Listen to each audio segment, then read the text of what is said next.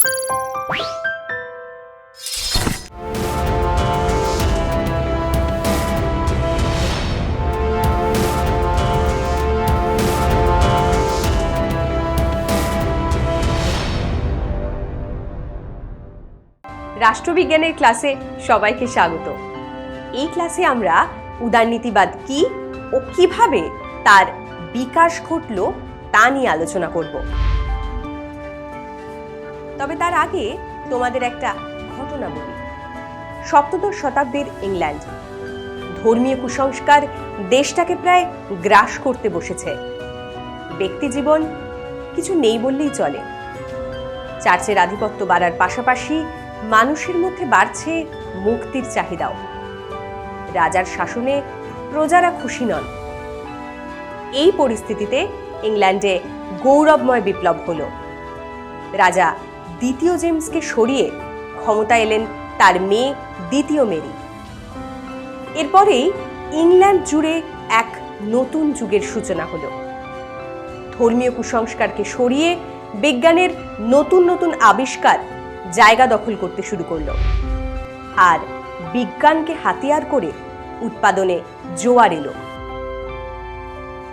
অষ্টাদশ শতাব্দীতে শিল্প বিপ্লব হলো। আর এই শিল্প বিপ্লব বোঝালো ব্যক্তি স্বাধীনতা কতখানি জরুরি। জীবনযাপনের ক্ষেত্রে, অর্থ উপার্জনের ক্ষেত্রে মানুষ আরো বেশি করে স্বাধীনতার স্বাদ অনুভব করতে চাইল। আর তার হাত ধরে গড়ে উঠল এক নতুন রাজনৈতিক মতাদর্শ, যার নাম উদারনীতিবাদ।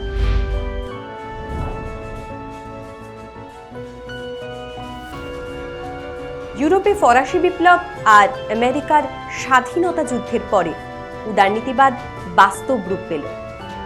যদিও অনেকে মনে করেন উদারনীতিবাদের সর্বপ্রথম উৎপত্তি প্রাচীন গ্রিসে, কিন্তু আসলে তা নয় বলেই অধিকাংশ রাষ্ট্রবিজ্ঞানীদের মত।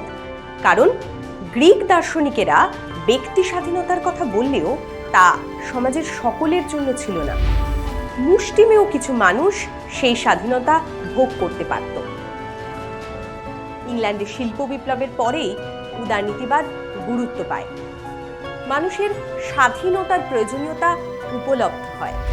আর তাই রাষ্ট্রবিজ্ঞানী জন লক তার লেখার মধ্যে উদারনীতিবাদের মূল অর্থ আরও স্পষ্টভাবে ফুটিয়ে তোলেন। পরবর্তী সময়ে অবশ্য Jeremy Bentham, Adam Smith, James Mill, John Stuart Mill, D H. Green, Harold লাস্কির লেখায় উদারনীতিবাদ আরও বিস্তারিতভাবে আলোচনা করা হয়। তাহলে তোমাদের যদি জিজ্ঞাসা করি উদারনীতিবাদ বলতে কি বোঝানো হয়, তোমরা কি বলবে? দেখো, উদারনীতিবাদের নির্দিষ্ট সংজ্ঞা দেওয়া কিন্তু বেশ কঠিন। তোমরা তো জানোই, রাষ্ট্রবিজ্ঞানে প্রায় কোনো বিষয়েই বিতর্কের ঊর্ধ্বে নয়। তাই উদারনীতিবাদ নিয়েও বিভিন্ন চিন্তকেরা বিভিন্ন মত দিয়েছেন। তবে সহজ ভাষায় উদারনীতিবাদ বলতে এমন এক মতাদর্শকে বোঝায় যা ব্যক্তির সর্বাঙ্গীন বিকাশের পক্ষে। এখানে সবথেকে বেশি যে বিষয়কে গুরুত্ব দেওয়া হয় তা হলো ব্যক্তির অবাধ স্বাধীনতা। এই মতাদর্শ বিশ্বাস করে যে রাষ্ট্রের জন্য ব্যক্তি নয়, বরং ব্যক্তির জন্য রাষ্ট্র। অর্থাৎ ব্যক্তির স্বাধীনতায় হস্তক্ষেপ করার অধিকার রাষ্ট্রের নেই। এই ক্লাসটা এখানে শেষ করছি। দেখা হচ্ছে পরের ক্লাসে। সঙ্গে থেকো।